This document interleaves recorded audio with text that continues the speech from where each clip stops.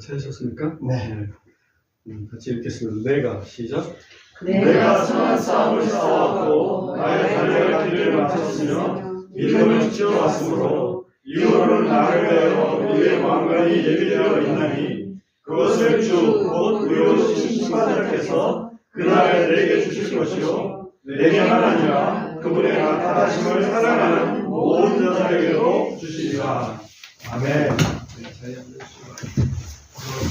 여기 표에 있는 것처럼 믿음의 경주를 완주하다 이렇게 제목을 정해보고 또 이거를 표로 플랫 동안 이렇게 좀 내걸어서 이 실천을 해보려고 합니다. 잠시 말씀드려서 기도드리겠습니다. 아버지 하나님 감사합니다. 오늘 이렇게 우리 성도들 2025년 마지막 날에 이 밤에 내년을 맞이하는 그 첫 시간을 아버지께 드리기 위해서 이렇게 함께 모였습니다. 또 한 해를 돌아보면서 감사할 것 감사하고 또 반성할 것 반성하고 아버지 그리하였습니다. 아버지께서는 다 아시오니 우리에게 그런 좋은 소원들을 또 허락하시고 또 그 소원대로 우리가 또 이루어지도록 기도하고 아버지께서 이루어 주실 줄 믿습니다. 아버지 하나님 이 시간에 또 귀한 말씀 내년도를 우리가 살아가야 될 그런 그 귀한 방향성 있는 말씀을 또 아버지께서 허락하신 줄 믿습니다. 이 말씀 상고할 때에도 또 성령께서 우리의 모든 지성과 감성과 의지까지 온전히 주장해 주셔서 아버지 뜻에 맞는 그러한 그 이해와 또 믿음을 가질 수 있도록 인도해 주시옵소서. 감사드리고 예수님 이름으로 기도하옵나이다. 아멘. 네, 이 말씀은 사도 바울이 순교를 앞두고 디모데한테 주신 그런 말씀입니다. 순교를 앞두고 사람이 죽음을 앞두고 있다 그러면 정말 뭔가 회한 이런 게 많을까요? 그런데 사도 바울은 내가 달려갈 길을 다 달렸다라고 지금 어찌 보면 좀 떳떳하고 좀 뿌듯하고 죽음을 앞뒀는데 그죠? 좀 자랑스러워하고 그런 측면이 여기에 있습니다. 거기에 7절에 보시면은 내가 선한 싸움을 싸워왔고 나의 달려갈 길을 마쳤으며 믿음을 지켜왔으므로 세 가지가 나오잖아요. 하나는 선한 싸움, 두 번째는 달려갈 길, 세 번째는 믿음. 이 세 가지 키워드가 나옵니다. 그 세 가지 키워드를 잠시 생각해 본다면 선한 싸움이라는 것은 뭔가 싸움은 싸움이죠. 그죠? 선하다는 것은 항상 성경 말씀에서 말씀하실 때 보면 선하다는 것은 사람 살리는 일이다. 그러니까 사도 바울은 사람 살리는 그 일, 사람을 죄인들을 회개시켜서 그리스도를 믿고 구원받게 하는 그 일을 정말 최선을 다해서 싸우는 그런 분이다. 이렇게 볼 수가 있습니다. 순교를 앞두고 있었지만은 전혀 순교에 대한 두려움은 보이지 않습니다. 왜 그럴까 한번 생각을 해봤습니다. 그랬더니 사도 바울이 예수님을 처음부터 믿었던 사람이 아니잖아요. 처음에는 예수 믿는 사람들을 다 핍박했던 그런 사람인데 어느 순간 확 변했습니다. 누구를 만나고 나서 부활하신 예수님. 그래서 사도 바울 속에는 항상 부활이 있어요. 내가 죽어도 부활하는 거예요. 그죠? 부활의 영광에 내가 반드시 이를 거야 하는 그러한 그 믿음이 사도 바울은 아주 뚜렷했습니다. 그래서 순교를 앞두고 있었지만은 전혀 두려워하는 기색이 없었던 이유가 그게 아닐까 하는 생각이 듭니다. 특별히 이방인들을 위해서 복음을 증거하라 라고 하는 그 사명을 받고 이방인들에게 복음을 전해서 또 수많은 이방인들이 사도 바울 때문에 복음을 듣게 되었습니다. 근데 그 이방인에 의해서 지금 죽임을 당하는 입장이 됐거든요. 로마에 의해서, 로마 정권에 의해서 순교를 당해야 되기 때문에 유대인들에 의해서 순교를 당하는 게 아니라 그래서 좀 아이러니한데 아무튼 주님께서 주신 그 사명을 선한 싸움이라고 믿고 그 사명을 감당하는 데는 자기 자신의 생명도 조금 더 소중히 여기지 않았다 하는 것을 여기서 알 수 있습니다. 두 번째는 달려갈 길인데 주님이 정해주신 어떤 그 목표 지점이 있다 이거죠. 달리기라는 것은 우리 마라톤하고 여기서 마라톤하고 비유를 하고 있다 이렇게 볼 수 있는데 마라톤 역사를 잠시 살펴보니까 마라톤이 언제 시작됐냐? 여러분 마라톤의 역사는 대략적으로 아실 거예요. 이게 그리스하고 그 다음에 페르시아하고 전쟁을 하게 됩니다. 페르시아가 융성했을 때인데 그때가 전쟁이 일어났을 때 BC 490년도니까 알렉산더가 나타나기 전이에요. 알렉산더가 나타나기 전에 페르시아 전쟁이 있었는데 그때 그 페르시아 군이 한 10만, 그 다음에 이 그리스의 아테네 군이 한 1만 밖에 안 됐습니다. 그런데 그 페르시아 군이 이제 그리스를 공격했던 거죠, 사실은. 그런 상태에서 그 1만을 가지고 10만을 이겨냈습니다. 승리를 했어요. 그래서 그 승리의 소식을 전해주려고 한 병사가 마라톤을 떼가지고 아테네에 가가지고 우리가 이겼습니다라고 한마디 하고 죽었어요. 쓰러져 죽었어. 그래서 그거를 이제 기념하는 것이 이 마라톤이고 올림픽이고 그렇게 역사적으로 보면 그렇습니다. 아무튼 목표 지점이 달려갈 주님이 정해주신 어떤 목표 지점이 있는데 그 목표 지점까지 힘들어도 포기하지 않고 길을 마쳤다. 사도 바울이 지금 얘기를 합니다. 유혹이 있어도 흔들리지 않고 그 길을 마쳤다라고 얘기를 하는 거죠. 실제로 이방인들에게 복음을 전하는 데 있어서는 그 처음에 시작한 거는 그 팔레스타인에서 좀 지나서 터키 쪽을 해서 복음을 전했잖아요. 터키에서 이제 머물려고 했는지도 몰라. 그런데 성령께서 야 거기 가지 마. 응? 내가 가라는 대로 가야 돼. 머뭇머뭇하다 보니까 환상을 보지 않습니까? 꿈에 그게 마게도냐 유럽이에요. 마게도냐 그 지역을 넘으면 배를 타고 가야 되는 그 지역은 유럽이라고. 그래서 아시아를 넘어서 유럽으로 이제 그 복음전을 전도를 했고 그 다음에 맨 마지막에는 스페인까지 복음을 전하겠다 이런 생각까지 했잖아요. 실제로 스페인에서 복음을 전했는지는 그는 알 수 없습니다.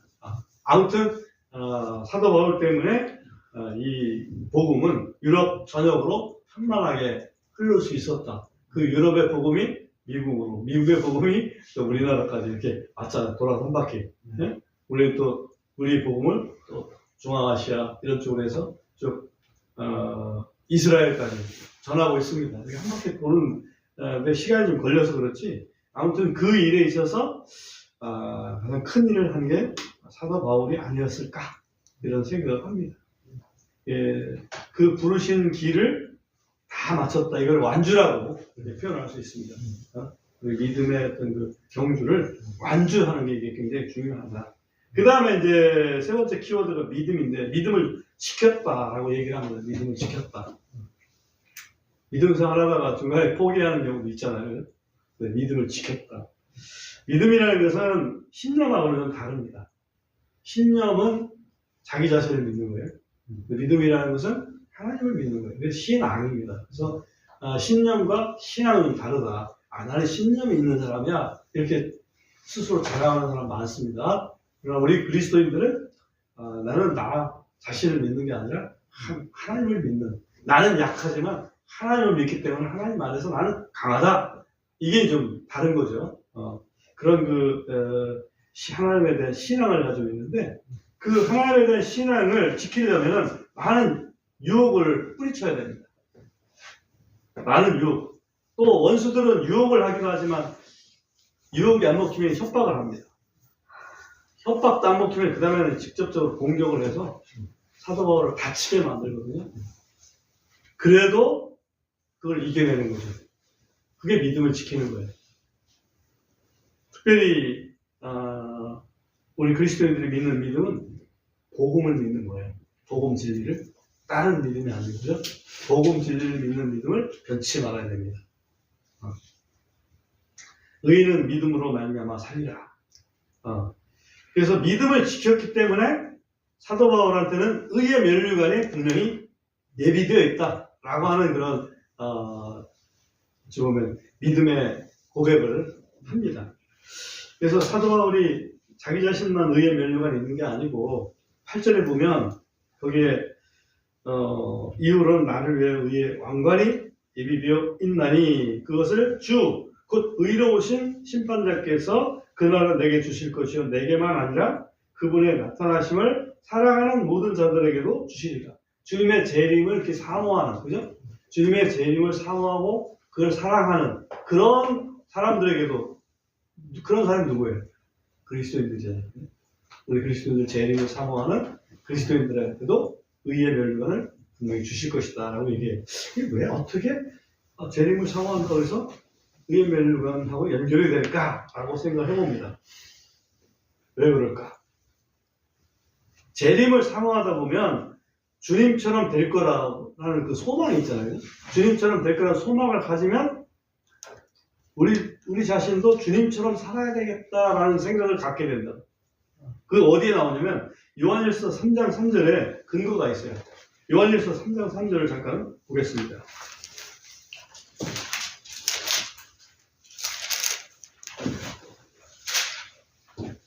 3장 2절부터 3절 봐야 되겠네요. 자, 우리 2절부터 3절을 같이 한번 읽어보겠습니다. 사랑하는 시작. 사랑하는 자들아, 이제 우리가 하나님의 아들들이니 우리가 앞으로 어떻게 될지는 아직 나타나지 않았으나 그분께서 나타나실 때에 우리가 그분과 같게 될 것을 아노니 이는 우리가 그분이 계신 그대로 볼 것이기 때문이라. 또 그분 안에서 이 소망을 가진 자마다 그분께서 순결하신 것 같이 자기를 순결하게 하느니라. 의라는 게 결국 뭐겠어요? 사람이 의롭다 그러면 죄하고 전혀 반대되는 개념이지 아니겠어요? 그러니까 주님 나타나실 것을 사모하는 자들은, 그걸 소망하는 자들은 주님처럼 자신을 순결하게 한다. 그러니 의의 면류관을 받을 만한 자격이 되는 거죠. 그죠?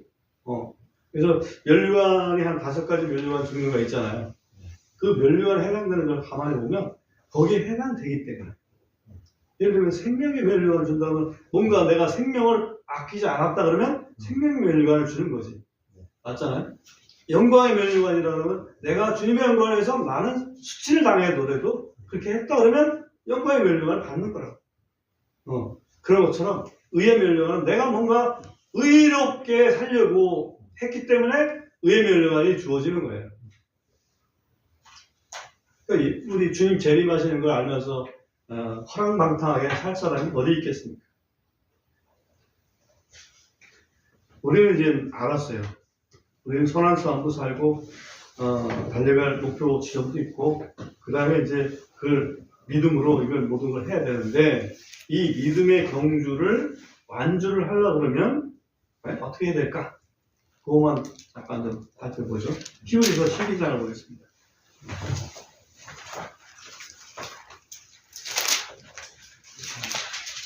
히브리서 12장 1절부터 3절이 힘입니다. 히브리서 12장 1절부터 3절 보면 제가 읽겠습니다. 여러분 눈으로 좀 따라와 주십시오. 그런즉 우리 역시 이렇게 큰 구름 같은 증인들로 둘러싸여 있으니 모든 무거운 것과 너무 쉽게 우리를 얽어매는 죄를 우리가 떨쳐버리고 인내로 우리 앞에 놓인 경주를 달리며 우리의 믿음의 창시자요 완성자이신 예수님을 바라보자. 이분께서는 자기 앞에 놓인 기쁨으로 인하여 십자가를 견디사 그 수치를 멸시하시더니 하나님의 왕좌 오른편에 앉으셨느니라. 그러므로 너희는 죄인들이 자기를 이같이 대적하여 거역한 것을 견뎌내신 그분을 깊이 생각하시니 이것은 너희가 너희 생각 속에서 지치고 기진하지 않게 하려 함이라. 달리는 것을 이렇게 여기서 경주라는 표현을 써가지고 표현을 지금 하고 있습니다. 달리는 사람이 뭔가 무거운 걸 지금 지고 달리면 힘들겠죠? 그러니까 무거운 짐은 좀 다 떨쳐버려라. 우리 믿음의 사람들이 무거운 짐이 뭐가 있겠습니까? 죄짐이죠. 그러니까 죄짐은 다 떨쳐버려라. 다시 말하면 죄 짓고 계속 살면 안 되지 않겠어요? 우리 그리스도인들이 죄에 졌으면 고백하면 되겠지만 고백하고 또 죄 짓고 또 고백하고 또 죄 짓고 이렇게 하면 그 죄짐을 벗을 날이 없잖아요. 사실. 그래서 우리 그리스도인들이 믿음의 경주를 완주하려면 죄 짓는 일을 좀 멀리 해야 돼요. 그 다음에 주님을 생각해가지고 주님이 견딘 거 생각해가지고 너도 견뎌라 그런 얘기잖아요. 주님이 인내를 많이 하셨지 않습니까? 주님이 인내를 많이 하셨어요. 심지어 자신을 대적하는 그런 서기관들, 바리새인들 막 많지 않습니까? 그 사람들을 잘 참아내셨다고. 잘 참아내시면서 해야 될 일을 끝까지 포기하지 않으셨다. 그러니까 우리도 이 믿음의 경주를 포기하게 하는 많은 요소들이 있는데 그 요소들이 있더라도 포기하지 않는, 주님이 포기하지 않으신 건데 내가 왜 포기하냐, 그런 그 생각을 가지고서 해야만 믿음의 경주를 완주할 수 있다, 이렇게 얘기를 하는 거고요. 그 다음에 이제 14절, 히브리서 12장 14절에 가보면 이런 말씀이 있습니다. 모든 사람과 함께 화평과 거룩함을 따를지니 이것이 없으면 아무도 주를 보지 못하리라. 우리가 믿음의 경주를 하는 데 있어서 또 한 가지가 곁길로 가면 안 돼요. 곁길로 가지 않고 올바로 가야 되는데 그 올바른 정로에는 화평함, 사람들하고 화평하게 지내야 된다는 얘기죠. 화평하게 지내고 그 다음에 거룩하게 지내고, 이게 화평하고 거룩한 것이 같이 공존을 해야 되는 거죠. 화평하기 위해서 예를 들면 술 친구랑 내고 화평하기 위해서 술 마시고 술 취하고 그렇게 하면 안 되겠죠, 그죠?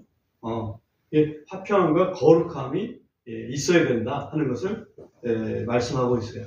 그러니까 우리 그리스도인들이 다른 사람 좀 비유상하게 한다고 가서 때리고 뭐 그렇게 하면 되겠어요? 화평하게 지내야 됩니다. 저 사람은 진짜 상종할 사람이 아니야. 저 그리스도인이라고 하지만 저 교회 다니는 사람 때문에 그냥 교회 다니기 싫어. 이런 이미지를 주면 안 된다는 얘기예요. 우리 그리스도인들은 더 그들과 녹아서 어찌 보면 소금 같은 역할을 해줘야 돼요. 그 다음에 이제 또 한 가지, 히브리서 12장은 아니지만 고린도전서 9장 25절 한 절만 더 보겠습니다.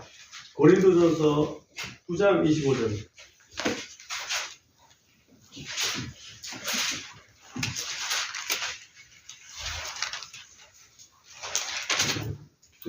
우리 한번 같이 읽어보겠습니다. 이기려고, 시작. 이기려고 애쓰는 자마다 모든 일에 절제하느니라. 이제 그들은 썩을 왕관을 얻으려고 그 일을 하지만 우리는 썩지 않을 왕관을 얻기 위해 하느니라.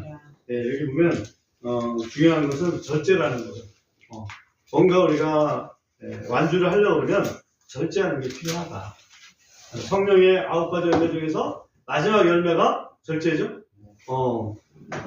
그 절제하는 것이 믿음의 경주를 완주하기 위한 하나의 또 큰 요소가 된다, 이렇게 말씀을 드릴 수가 있고요.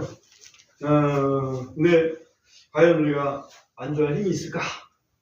완주할 힘이 있을까? 지쳐서 쓰러지면 어떻게 될까?